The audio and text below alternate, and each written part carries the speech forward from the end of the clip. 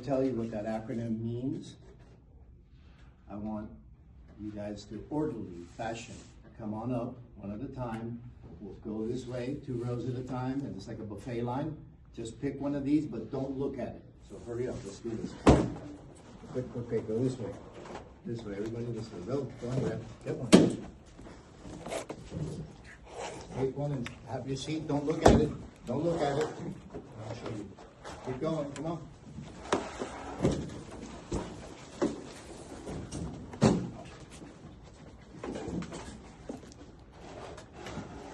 I might run out, so first come, first serve. It's a race.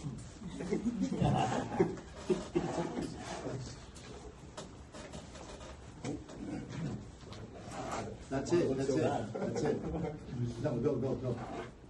Okay, cool. Great, you ready for PLH? Go ahead and flip over your found object art. I am a found object artist. I had my own studio and gallery in Doral. And I created 250 pieces of art in 13 months. These are some of them.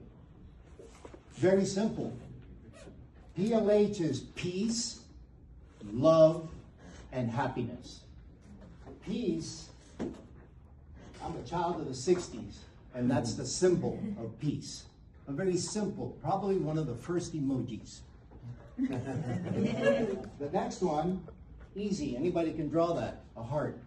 That's love.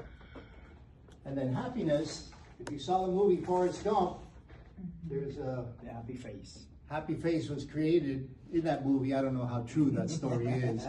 But there you have it, the original emojis of peace, love, and happiness. And I started researching peace. Use ChatGPT, of course. Many people might have different definitions of peace.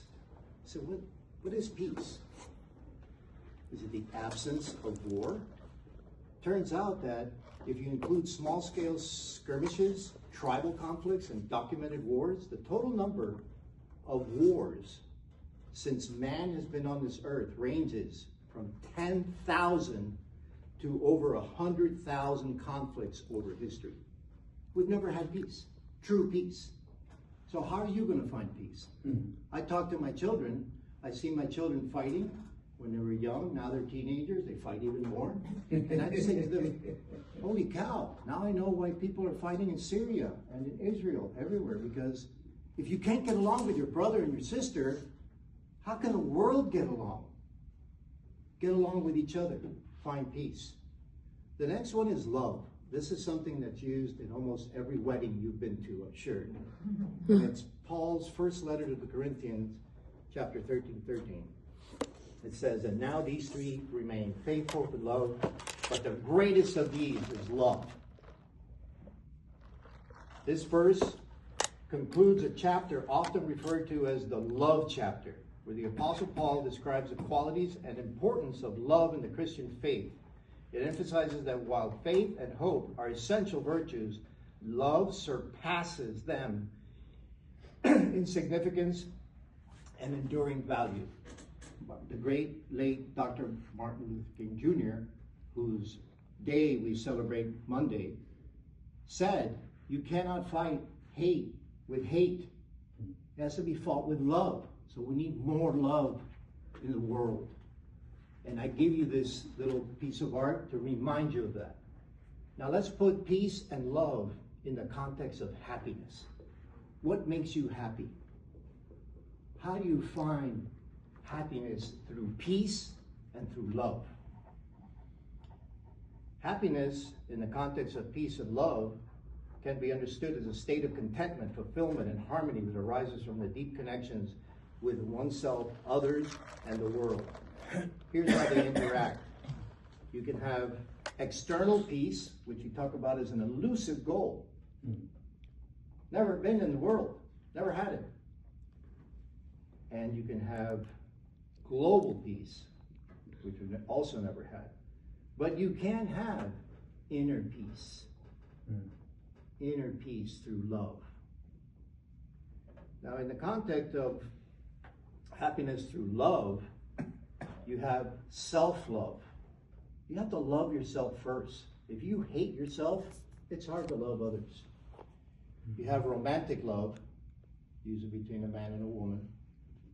And you have universal love, or one that I learned from the Bible is agape love, brotherly love. It's the highest form of spiritual love there is. Love for your fellow man. We need to experience this. So you need to balance these things. Gino, why are you dressed all in black? You look like you're going to a funeral. In fact, I am going to a celebration of life today. For a man that I knew for about 10 years, he's an engineer, a great engineer. His wife and I worked together at the same firm that I worked for 25 years. It's today at St. Louis Catholic Church. He was on the bridge that collapsed at FIU, sitting at the top of the bridge. Lacerated his face, but he survived. He must have survived for God's other plan, to do something, to raise his children. Now, he's dead. Life is fleeting and short. Live it. I'm going to leave you with this goal. Go in peace. Love yourself. Love one another.